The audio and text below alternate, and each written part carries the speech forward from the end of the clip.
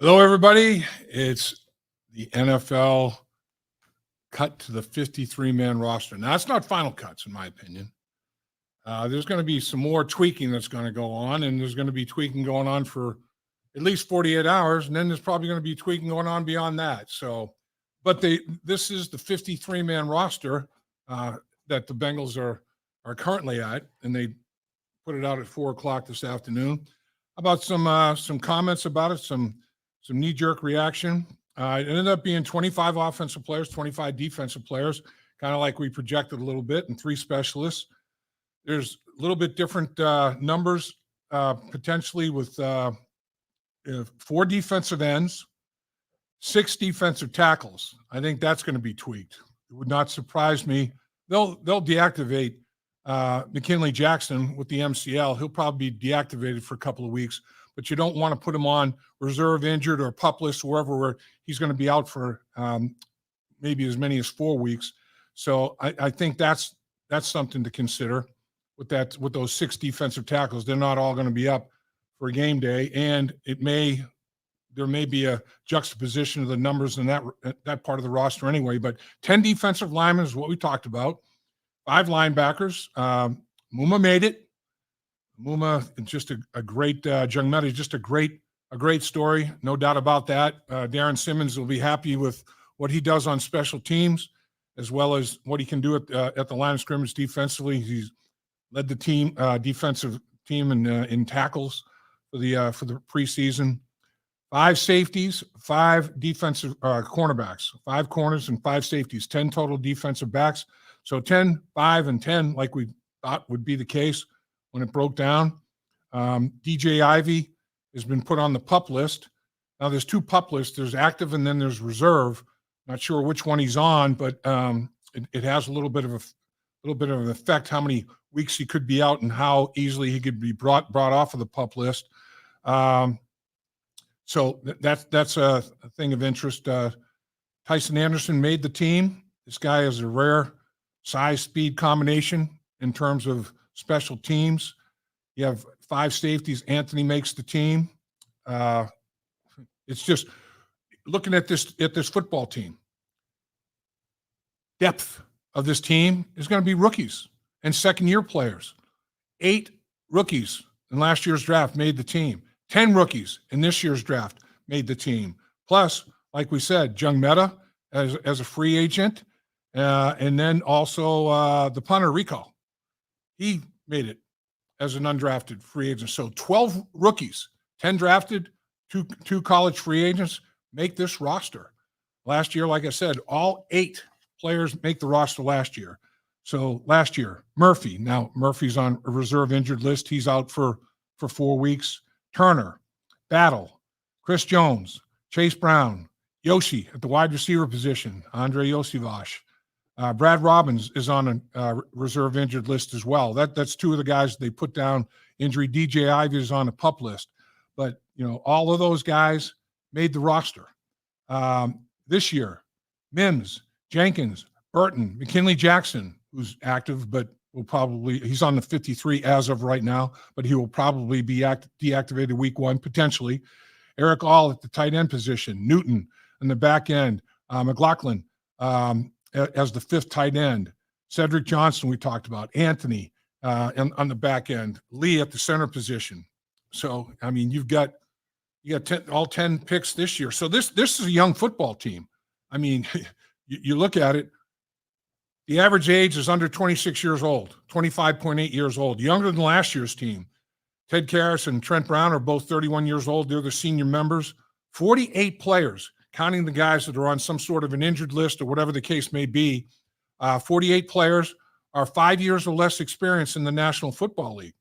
Now, the practice squad is going to be put together. That'll be tomorrow.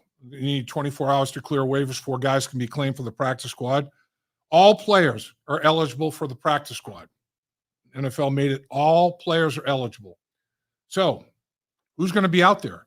Will there be a potential upgrade? If somebody was stacked at a position group and they had to let a player go, or the Bengals were like, wow, that's better than what we've got on the back end of our position group. Let's go make that selection there. But it has to be, in my mind, a definite differential in terms of talent because you've put all that time in. Coaches, organizations put the time, invested time, developing these guys. They've been through a lot together in terms of on the football field, off the football field, learning the playbook, learning techniques, everything that goes along with it. So instead of starting back at square one, and maybe if it's a veteran player, not necessarily square one, but if it's a young guy coming out of college, potentially square one, you kind of go with your own guys. So literally, just about everybody that they waived today could be back on the 16-man practice squad. So it's not just 53, it's 69. But the 53 can be massaged and manipulated a little bit. It's going to be interesting to see how much movement takes place there. But it pretty much unfolded. No huge surprises, in my estimation. They've got a good mix of veteran talent. They've got experience at the safety position. They have young players at the safety position. Cornerback Mike Hilton is the elder statesman. They got a lot of young players there. It's an interesting group. At the defensive end position, Hubbard and Hendrickson, two of the four defensive ends, really haven't taken any snaps in the preseason. But the H-boys will be ready to go. I'm telling you, man, they're in great shape. Boy, their first step quickness and everything, they look unbelievable. So I'm real excited to watch those guys play. Miles Murphy, again, is on reserve injured list. Cedric Johnson, young player. Asai, young player on the edge. Those two guys going to be interesting. I think that there's going to be manipulation there potentially. 6 defensive tackles, 4 defensive ends, even though one will be deactivated. It's kind of a little bit of an imbalance there. I'm not sure that 5 tight ends remain on the roster. I think McLaughlin obviously is the one that's the most vulnerable.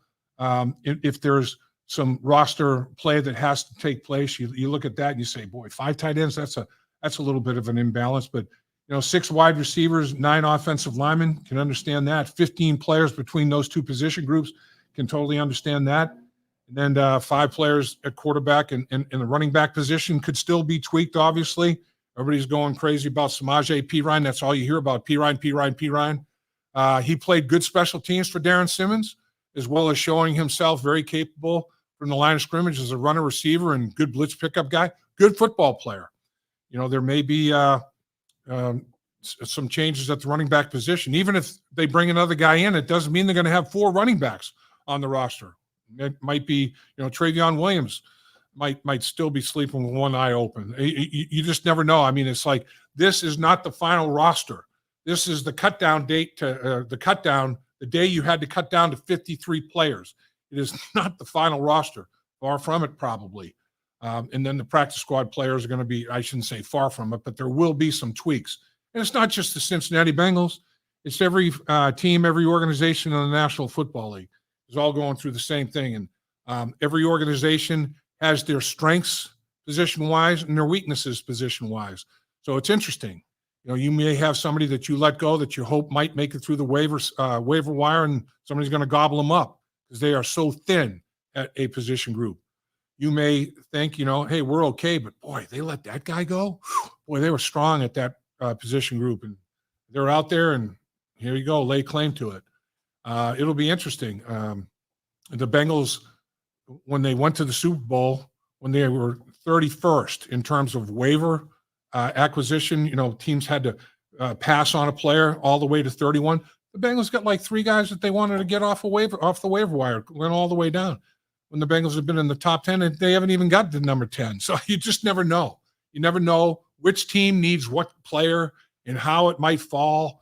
It's going to be an interesting dynamic, and there's a lot of players right now holding their breath saying, where am I going? My career could possibly continue. I think the 16 players that all these players that the Bengals let go today, if they don't bring them back to their practice squad, they're going to end up somewhere in the National Football League, in my estimation, on a practice squad. There's a good chance of that.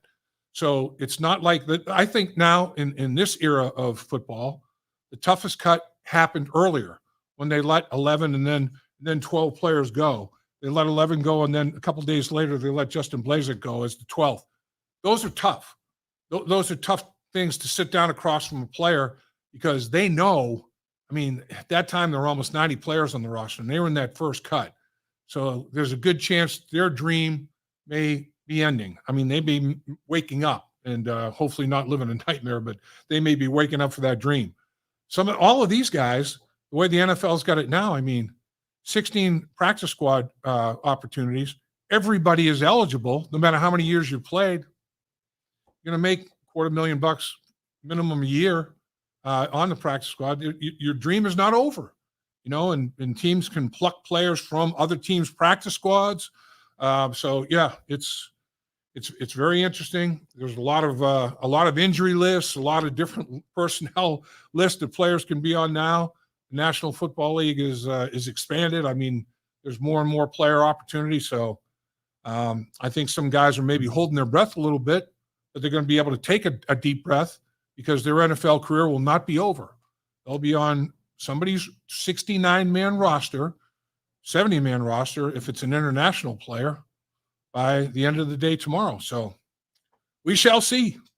We shall see. Let's take some of your questions and see what's on everybody's mind. Well, first off, we have to remind everybody to hit that like button on the videos. We appreciate that. Helps the algorithm on YouTube. Also, subscribe if you've not subscribed. And we also always want to thank First Star Logistics for what they provide for us. One, our great new studio in the new building at First Star Logistics. Plus, I know I've already had an ice cream cone today from the ice cream cone machine downstairs in the kitchen.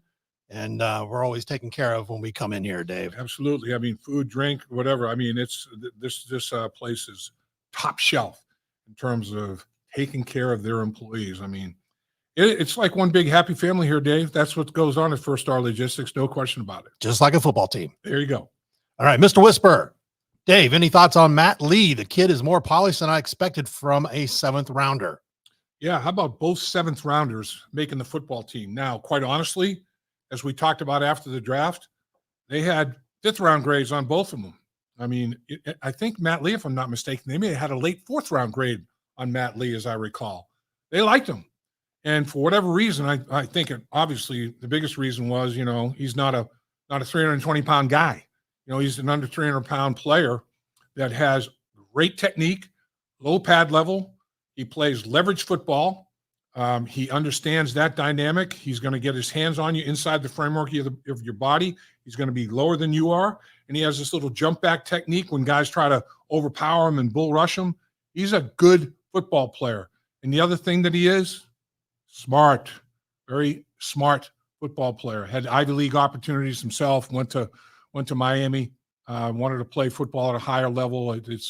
They've got, Muma's the same deal. Muma, young Meta, he could have gone a lot of Ivy League schools. He wanted to play at a little bit higher level, went to Wisconsin. Very, very smart football players. One of the 7th round picks, the last pick of the draft for the Cincinnati Bengals. And then one of their free agents at the linebacker position that, is very, very smart, very instinctive. Like I was talking about earlier, thinking, is this dude freelancing or is he seeing it that fast, man? He's a quick processor and, it translates, man. He takes no false steps. He takes the first step before everybody else. And Lee is that type of player, very intelligent player. And that's one thing that Paul Brown has always held in very high regard when he was a coach, and Mike Brown the same way. Organizationally, it's passed down. If you got and some guys don't have football intelligence, this guy has intelligence and football IQ, just like Muma, intelligence and football IQ. Those are the guys that you like to have in your football team, provided they can play. And these guys can play. But man, how about 2 years in a row? Every single rookie that you draft makes the football team, and college free agents to boot. 48 guys currently on the roster. Now, it might change again. The roster's still in flux. It's not final. And bringing back practice squad guys is going to be more than 48. Having 5 years or less experience, it's a nice mix. It's a nice mix. They get some veteran players where you need veteran players, and they're very, very young. And not only, they're counting on these 1st and 2nd year players, rookies and 2nd year players, to have a role. They've all got some kind of a role in mind for these guys, and it's up to them how far it gets expanded during the course of the season. Talking about one of those 2nd year players, Josh Holland has a question with Murphy going on IR. Wonder if they look outside the team to improve the position. Absolutely. The one thing that you're always trying to do, and every time I've talked to Zac Taylor over the years about a roster, we're trying to find the best 53 players available. Find the best 53 players possible, and then try to find the best 16 practice squad players possible, period. So, loyalty in the National Football League there's a little bit different definition to it. There is some loyalty until there's not. It's competitive. There's a little cutthroat to it. That's just the way it is in the National Football League. Now, if you've done well for an organization, you can, when you go out there, coaches can give you a glowing support, glowing recommendation, and that always helps.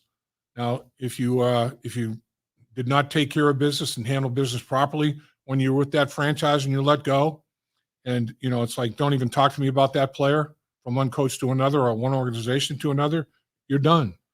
You're done. You're dead to the National Football League. But if you put forth the effort and do it the right way and handle your business like a professional, people appreciate it, and they let other people know about it.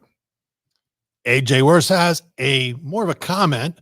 We aren't good enough at nose tackle. Very worried about every offense in our division being able to line up and run it down our throats.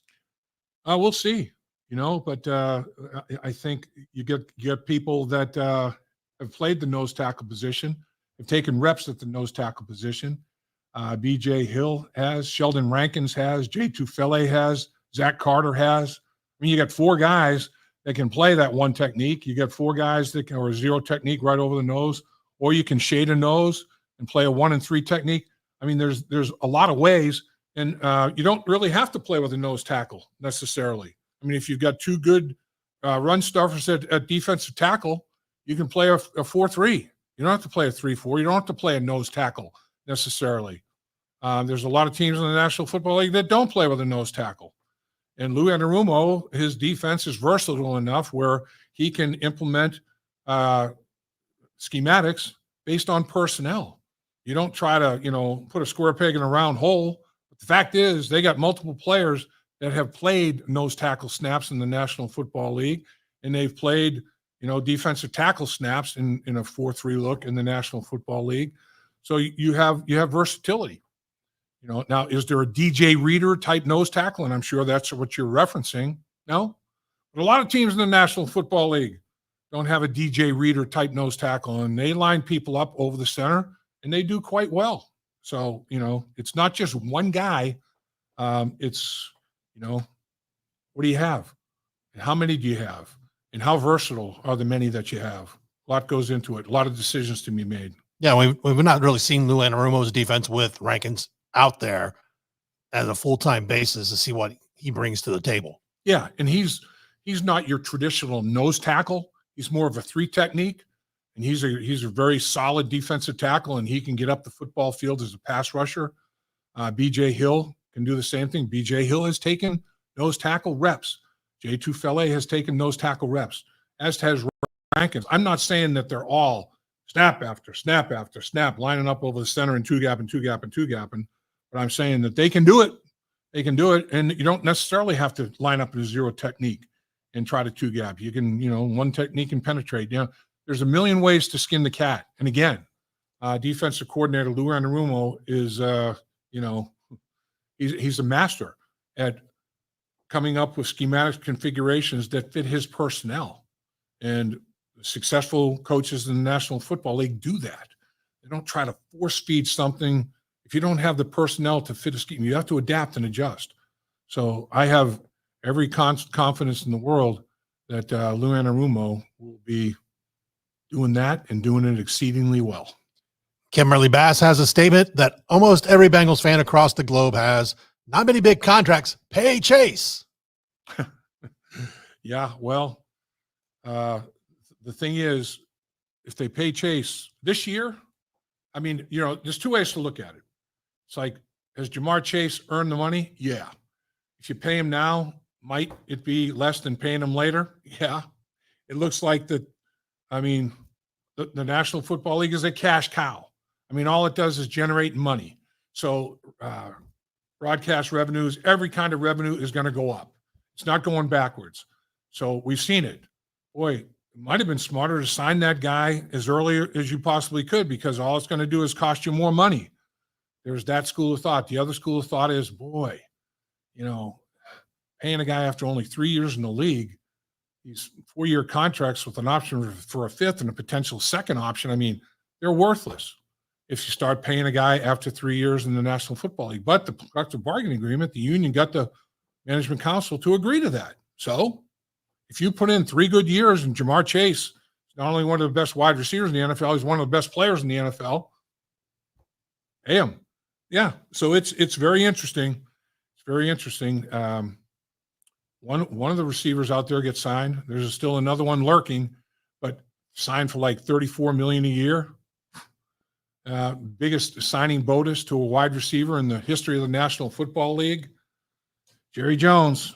I don't know where he prints his money, but he got a lot of it. But franchise, like we talked about ad nauseum, worth $10.25 billion or whatever.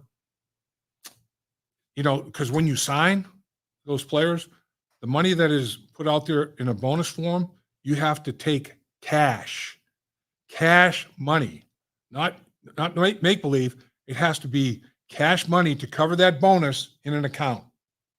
So, $100 million signing bonus. Jerry Jones has got a lot more money available to him. Big market, big rich owner.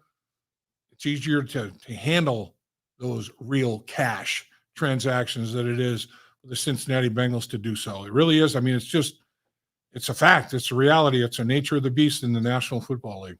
We always have to welcome our friend from across the pond. Yash is in from London. Houday from London. He says, just caught up. He says what? He said, Houday from London. Houday from London. Good to catch up with you, Yash. It's been a while. I hope we're covering topics that are interesting to you, and we do appreciate you doing everything you do over the pond. You're the man, Yash. Great to have you aboard, my man, as always. Charles H. says 5 tight ends is a little rich, but James Casey must be feeling on cloud 9 right now. James Casey loves them all, and he'll coach them all up. I really don't think that all 5 are going to be there opening day. I really don't. That's just my personal opinion. But if they are, it means that they've all got a role. And it's not just as a tight end. Darren Simmons, kickoff rule. You want big body guys that can run.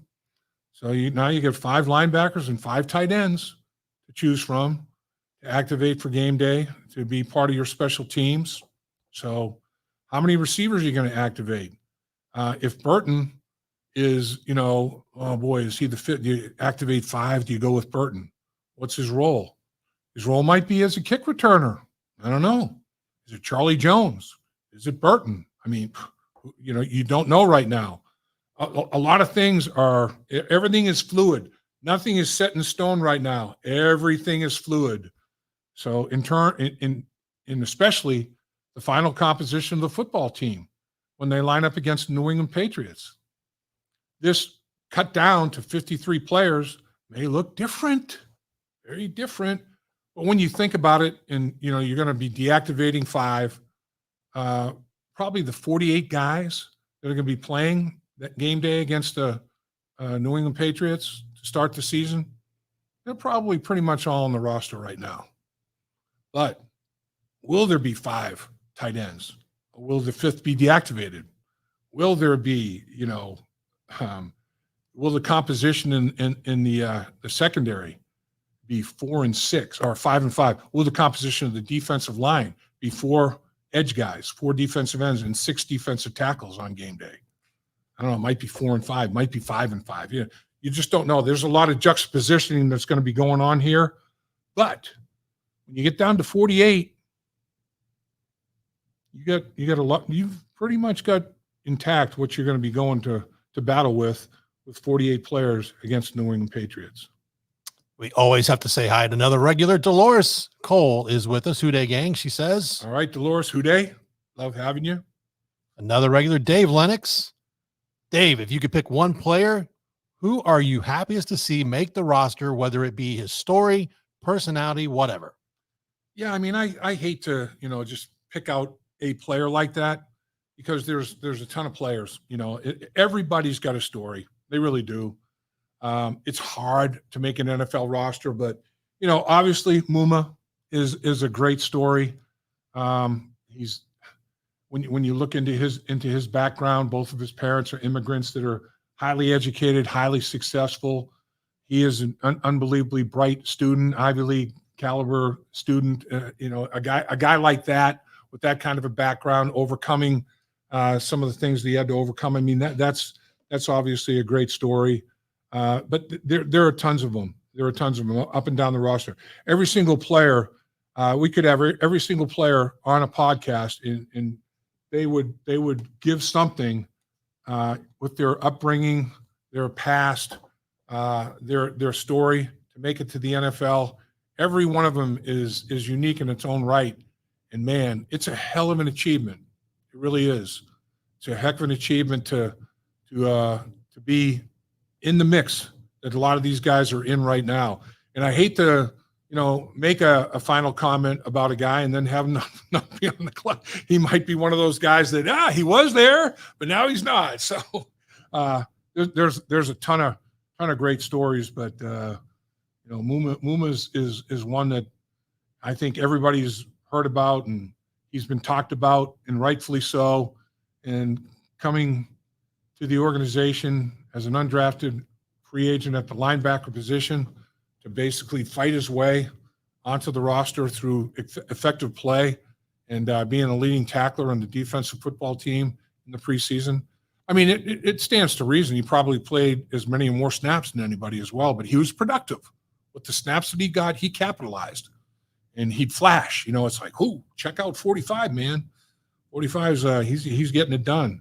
But yeah, there are a lot of guys. I mean, for all 10 rookies to make the team, I mean, Matt Lee, great. We talked about him before. Another guy. What's the common denominator with the last pick of the draft, the seventh round pick of the draft, and a college free agent linebacker making the football team? Mindset, intelligence, and then having the physical capability to support it, back it up. Very similar story for both of those guys, and I tip my cap to them. But again, up and down that roster, I'm sure everybody's got a story that you'd be like, wow, are you kidding me? Man, that's overcoming some adversity, man. That's showing perseverance.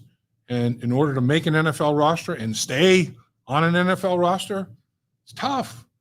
And then to be one of the 22 starters on an NFL roster, very tough. So got a lot of great stories.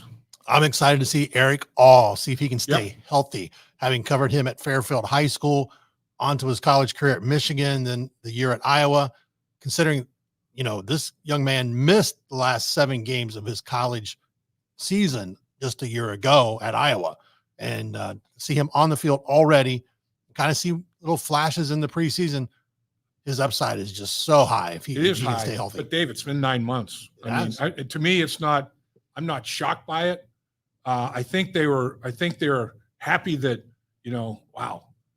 Did they think they might have to put him on some kind of a list like we're talking about, reserve injured or pup or whatever? Now there's 2 pups. Hold on. That's going to bring us. The reason I said that is Dan the man had a question. Can you explain how the IRR pup stuff works? How many guys can get the destination and for how long? Yeah, there's a lot. There's a lot to digest. The Bengals they have 8 reserve injured opportunities that they can take advantage of. And reserve injured, these guys can go on the reserve injured list and be on it for 4 weeks. And when they try to take the players off of the reserve injured list, they don't have to expose them to waivers. They can do that with 8 players. They've already taken up 2 of those 8 slots. So going into the regular season of the National Football League, you're talking about 8 slots and only 6 of them now available. Miles Murphy, took one of those, as well as Brad Robbins did. So, it's like those guys can come back off of the reserve injured list 4 weeks down the road and not just be plucked back onto the roster. But when they do, somebody's got to go. You can't just add them to the roster. Somebody has to go. 53-man roster, 48 active on game day. So that's what I'm talking about.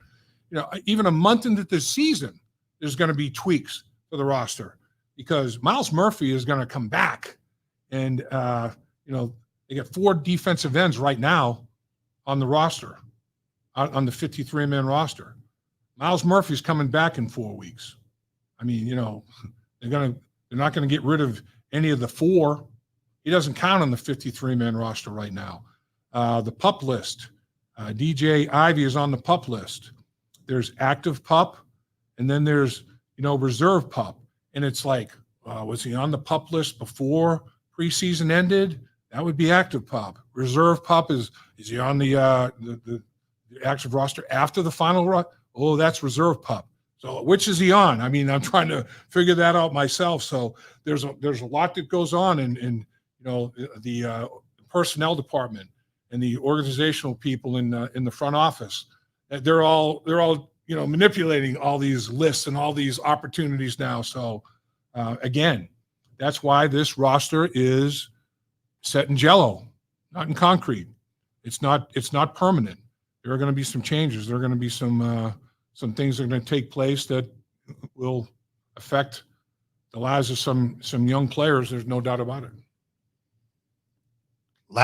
Natty Ron, he was out in Zona. He says he's getting ready for that orange and black confetti shower in February. That would be nice. That would be nice. I mean, right now you got to look at it. They got 3 players on injury reserve that we've already talked about, done for the year. Cam Sample at defensive end, Evans at the running back position, and Deontay Smith at the tackle position. All 3 players were in the mix of the 53-man roster. There's no question about it. So 3 guys out of the mix and can't be coming back. They're on injury reserve for the season. So that created other opportunities. A lot of these guys that have been put on reserve injured, PUP and all that, they're not done for the year, but it's a manipulation of how many weeks, and you have to go through waivers when you come back. Well, which way, how will you put on reserve injured list? And there's another list where, oh boy, when he comes back off, he does have to be exposed to waivers. So, it's, I'm telling you, it's a full-time job just keeping track of that stuff. And Duke Tobin and his people, medical people that make the decisions on this. I mean, it's not easy. It's not easy, but again, how about a tip of the cap and a salute to Duke Tobin? 10 draft picks this year and 2 college free agents make the roster. That's 12. 8 last year. All the draft picks made the roster and made the roster again in some way, shape, or form, be it on one of the injured lists or whatever. They are still with the organization, still with the football team, still being developed. It's 20 players. 20 players. I mean, when you start looking at it, even if you go 69 with 58 or 53 plus the 16, 69, 20 of them came from the last 2 drafts, college drafts and college free agency. Pretty darn good. Pretty good from a talent evaluation standpoint. And now you get a chance to, develop these guys, coach them up, develop them, see what they turn into. In the Trenches is brought to you by First Star Logistics. We're live from the First Star Logistics studios at the new First Star Logistics building, one of the fastest growing companies in Cincinnati. They are hiring freight brokers right now. Visit firststarlogistics.com/careers for more information. Also, hit that like button and subscribe if you've not done so already, and help us continue to grow. Dave Lapham in the Trenches. You can also watch on the First Star Media Group channel on YouTube or wherever you get your podcast from. You can get majority of the content we put out. Lap, we're going to go back to Dolores. She actually has a comment. She goes, now that we've seen the new punt return rule in action, what do you think? You mean kickoff return? I think she meant kickoff. Yeah, the new kickoff return rule.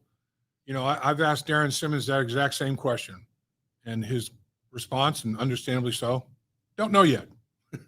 Still working on some things. Still, in my mind, or I'm quoting Darren now. In his mind, he's still, trying to comprehend every nuance of it and take advantage of every nuance of it. And that's what the special teams coaches around the league are doing. I thought that I saw or heard that there was one kickoff return touchdown this year. There wasn't. It was a punt return touchdown. There have been defensive scores. There was a punt return score, interception return, fumble recovery return. But the one special teams return was not kickoff. It was a punt return. So, really, it looks like, honestly, a lot of teams are going to start almost every drive at about the 30-yard line. I mean, at worst case scenario, they're just going to pump it in the end zone. It's going to be down there. I'm going to get the ball to the 30-yard line. But if you have to do something at the end of the football game, it took away the onside kick, as such. Now you got to kind of, float it, squib it, make them handle it. You can do that on regular kickoffs. I mean, it's taken on a whole new dynamic. It's the weirdest thing I've ever seen.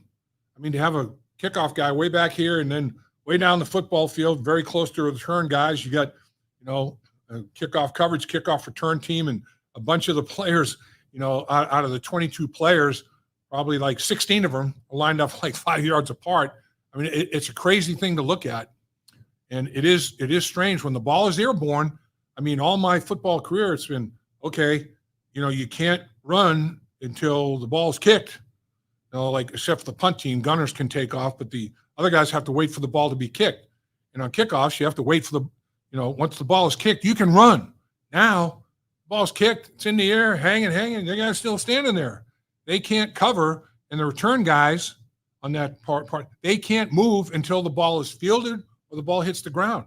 It is a big difference to look at when you're looking at it live. I mean, TV is one thing, but looking at it live, it's like, man, this is the weirdest thing. And all special teams coaches that I've talked to around the league, it's like they are, and the officials, when the officials came to town and they gave their presentation, we talked about it earlier, they feel like there's still going to be, some tweaks to it. It'll be, okay, let's make sure that this isn't, let's remove this because the nuance that allowed to happen is given a big advantage. And the biggest thing that the reason they did it is player safety. And if for some reason it's not helping player safety, then they have to evaluate it. It's only a 1-year rule. They have to do it for a full year. Can it be tweaked and changed during the course of the year? Yes. Will it be? Could be. Will it happen more than once? Could be. We'll see. Von Stein, when you played, what was your favorite play and why? Touchdowns. They were all my favorite. Yeah. I mean, I don't know. I always liked to watch Isaac Curtis, a little play action pass. Kenny Anderson puts it in the belly. And this is when I was a rookie, my first few years in the league, say. I went to Syracuse. In Syracuse with Ben Schwartzwelder, we ran an unbalanced line. That meant on one side of the line of the football, centers got the football, tight end and a guard, no tackle. Tight end and a guard, center, right guard, inside tackle, outside tackle, 2 tackles right next to each other on the same side of the line of scrimmage. And it was primarily a run blocking formation. And we ran the football a lot. So come to the National Football League and we have Bill Walsh as an offensive coordinator and Paul Brown as a head coach. And I'm thinking, whoo, man, this stuff is awesome. Look at all this. Look at how wide open this thing is. And to watch Kenny Anderson put the ball in the belly of Booby Clark or Essex Johnson or whoever, and take it out of there and have the defense kind of react up because we're running the football decently enough to affect them. And then to watch Isaac Curtis run a deep route, and then Kenny Anderson put this majestic trajectory football up there, and he said it was impossible to overthrow Isaac Curtis, and Isaac Curtis would run under it and, take it to the house and then do his patented, spike the ball over his shoulder. He was so cool. Isaac was cool, man. Cool as the other side of the pillow. Cool as ice. And that's what we called him, Iceman. And man, just to watch his gracefulness, to watch how good his hands were. And this was an Olympic sprinter with great hands, sticky fingers. Watching him do that, watching him run in reverse, it's like, oh, man, never seen a guy run like this.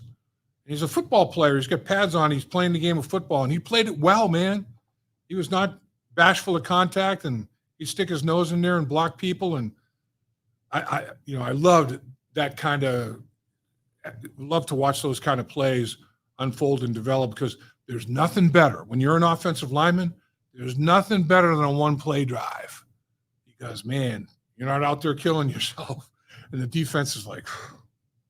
I mean, they hate those one-play drives, and we're like, yeah, baby, we're all for it. It's like, yeah, we just put 70 yards of offense on the board on you on one snap, dude. We're averaging 70 yards of play. That's a good start. Let's go. Let's roll. T. Brookie said, you kind of touched a little bit on it, P. Ryan. Is P. Ryan a possibility, or does it make a difference how he left the Bengals to go to Denver? No, I don't think it makes any difference. I think if you're trying to put your best football team together, if Samaje P. Ryan is an upgrade on what you've got in the running back room, in the back end of the running back room, or wherever in the running back room, and Denver's got to pay his salary, got a guaranteed contract. All the team has to do that picks him up is to pay his minimum salary. Denver has to make up the rest. Denver's trying to trade him because they're trying to trade the contract. I don't know if anybody will bite on the trade. Then the Bengals have to wait. They're not the first. They're in the middle. On the waiver wire, will he be claimed by another team before it gets to the Bengals if he's not traded to the Bengals? But then the Bengals take on his entire salary. So, I mean, who knows? Who knows how it unfolds? I know, obviously, Denver's trying to trade him. They'd like to get off the contract as well as the player for whatever reason. I think he was released. So now you can pick him up, and then all you have to do is pay the NFL minimum salary for a running back, and the Denver Broncos have to pay the rest. Now, can he give you snaps? He was a really good, solid football player. I mean, he and Joe Mixon at Oklahoma, hell of a 1-2 punch.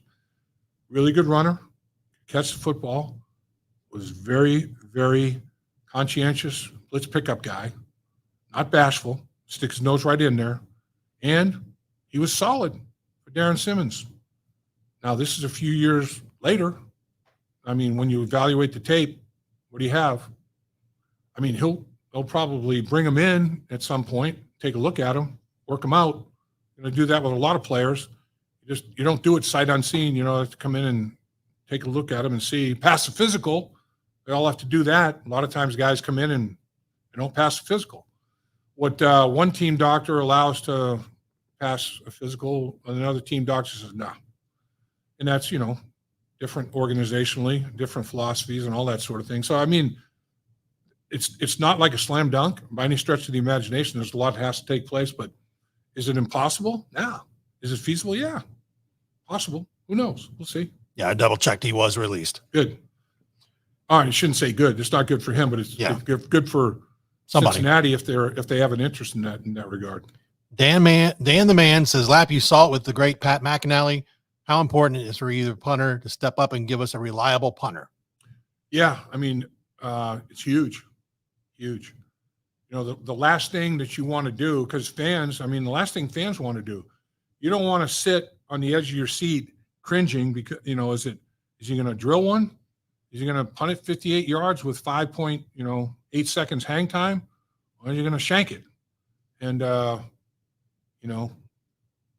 if fans are doing it, what do you think players are doing? It's like you don't, if you're a punter, it's the hardest thing in the world too. I mean, you shank a punt and you're only out there X number of times. Same thing for a place kicker. You're out there X number of snaps. And it's like, it's a hard job because the entire team, offense and defense, they're counting on you to dictate field position. And you're one of the big factors that are going to dictate field position. And you want the opposition to be on as many long fields as possible. And, you want to accumulate as many short fields as possible. You don't want it to go the other way around. So, man, sometimes it can be hard for a punter to come off the field after he has a poor rep. And, it's like he goes and sits on the bench by himself and he's got leprosy. Nobody's over there with him. It's like he's all by his lonesome. It can be a lonely scenario. Same thing if a place kicker misses a field goal. I'm not talking about a 60-yard field goal, but I'm talking about a 42-yard field goal, 45-yard field goal in today's NFL. I mean, if those are missed, it's like, what the heck? It's like, we counted on you for those 3 points, and that's what you're getting paid for. And now Money Mac's got the big contract, $16 million contract. So, Money Mac is clutch. It's not going to phase him. It's not going to change how he approaches it. And it's the same thing. No matter what kind of money you make, it doesn't change the fact that you make them or you miss them, and you want to make them. So, yeah, it's Pat McInally. He dictated field position. And the other thing that made Pat McInally so unique, he's a hell of a wide receiver, All-American at Harvard. I mean, he's a really good football player. He made a lot of big plays for the Cincinnati Bengals as a wide receiver. And, there'd be games where he'd catch a touchdown pass and average 47 yards a punt and 45-yard net or whatever. I mean, Pat McInally, Harvard, genius, Oxford, award winner. I mean, he could have gone to Oxford and studied. I mean, genius, high football IQ, versatile football player, could play multiple positions, great player, not just punter. Also, the mind behind starting lineups. Exactly. I mean, starting lineup, a little bit like this, similar to this. Pat McInally, starting lineup, Kenner Toys here in Cincinnati, headquartered here in Cincinnati. Pat McInally has this brilliant idea, starting lineup, all sports, not just football, all sports. Little figurines, have the players autograph it. Millions with Kenner. Pat McInally is a wealthy man today. These little figurines, the starting lineup, only Pat McInally. I'm telling you, this guy, sharp cat. And there's an episode on In the Trenches with Dave Lapham. We had Pat on. Yeah. It's been probably about a year now, but we had him on. So if you can go back and search it on YouTube, you'll find it. It's very entertaining. Pat bought a place here in Cincinnati. And he's splitting time, at least. I think it might be more in Cincinnati than not. So he's still a little bit in the East, in the Midwest, but he's spending more and more time in Cincinnati. We'll have to get Pat McInally back on In the Trenches to do a little updated version for everybody. Doug says, "Who day, guys? Hope to see you in Dallas." So a Bengal fan stuck in Jerry's world this fall. Dave, is the roster set to avoid this? I'm sure he meant the slow starts we've had the last couple of seasons. Yeah, I mean, I think the roster is well equipped to get off to a fast start, especially considering 3 out of the 4 opponents to start the season are very, very winnable football games. Going to Baltimore on Sunday at 4:25 is going to be difficult. I mean, division rival, tough to win in Baltimore. That's not one where you say, yeah, we got that one. But, I mean, New England, Washington, Carolina, those are the other 3 opponents in the first 4 games of the season. Yeah, I mean, they got plenty of players to be able to compete and handle those opponents pretty well, particularly if number 9 stays healthy. And that's the big key. Keep Joe Burrow healthy, because Joe Burrow is the straw that stirs the drink. Paul Brown used that phrase, and I thought, that's brilliant. The straw that stirs the drink. And Joe Burrow is the straw that stirs the drink for the Cincinnati Bengals football team. And every single person in the organization will say, yeah, you're right. He's the straw that stirs the drink, no question. Got to keep him healthy. And he had a great camp. Really good camp. Very, very solid. I mean, the things that he does so well mentally, in terms of just seeing it, recognition of it, processing it, communicating it, beating it, knowing where to go to beat it quickly. That's not going anywhere. It's not going anywhere. And if physically he's allowed to finish it physically, which he did through camp, could be one of those very special years. Could very well be. Mike Gray has kind of a follow-up question. Why not kick the ball deep into the end zone on kickoffs now? Yeah, I mean, that's I'm sure you're going to see a lot of 30-yard line kickoffs. That's, goes into the end zone on the fly like that. It's down. It's at the 30-yard line. So I think worst case scenario, depending on circumstances in the football game, you're going to see a lot of teams do that because a lot of teams were returning it to 28, 32, 35. I mean, 5 kickoff returns on the night, maybe averaged a 31-yard line. What's the difference? Pound it in the end zone. And if they're worried about play, that's what they wanted to avoid, though, because only 22% of kickoffs last year were returned. In the Super Bowl, had squadouche, no kickoff returns. And they wanted to get the excitement back in that play. I mean, that was a snoozer play.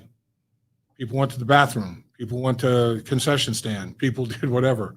Kickoffs were not, something that people look forward to anymore. So they're trying to bring some excitement back into the football game in that regard. T. Brookie says, love the First Star Logistic program supporting the Bengals. Lap is great. Goodberry has insight into the game. Little cross promotion, Lap. Goodberry's episode releases Tuesdays and Fridays at 7 o'clock on the First Star Media Group YouTube channel. Right. So tonight there will be a episode released at 7. People will want to see it because we talked about this player during our live stream today. He goes into depth on the breakdown of why this young player, first-year player, rookie, is earning himself a spot in the NFL. We talking about Muma? No. Oh. Eric All. Eric All. Yeah. I mean, obviously he is going to be in, everybody's estimation, and that's why they drafted him. They had him rated higher than they were able to draft him because a lot of people shied away from him because of that injury that he was rehabbing, that knee injury. 9 month injury. I'm telling you, man, from a combination standpoint, in terms of receiving the football and blocking at the end of the line of scrimmage, his combination, he has a high ceiling for both, a very high ceiling for both. He could be a guy that does it for a long time in his hometown, Fairfield High School graduate. All right, we're going to tie up some loose ends here before we leave. Again, we want to ask everyone to help us continue growing Dave Lapham in the Trenches, presented by First Star Logistics, by hitting the like button. That helps the algorithm, and also subscribing if you're not, and tell other Bengals fans. We're still growing. This channel is still growing. Season 4, Lap. I can't believe this is season 4. We've been together doing In the Trenches. But we're still, add us to the mix. That's 49 people associated with the Bengals to have 5 years less experience because we're year number 4. Yeah. But I agree with you, Dave. I mean, it's incredible. You talk about time flying, and I can attest to the fact, I always would hear my grandparents talk about, oh my gosh, just wait till you get our age. The years fly by. You just won't believe it, how quickly years go by. Now I believe it. Into my 70s myself, it's like, ooh, man, you like to, stop the world a little bit and enjoy it for a little while longer because, man, it's flying by. It's flying by, and kids are all growing, and grandkids are growing like weeds. It's, we all understand time is precious. And the older you get, the more precious and valuable time gets. Everybody understands that. No doubt about it.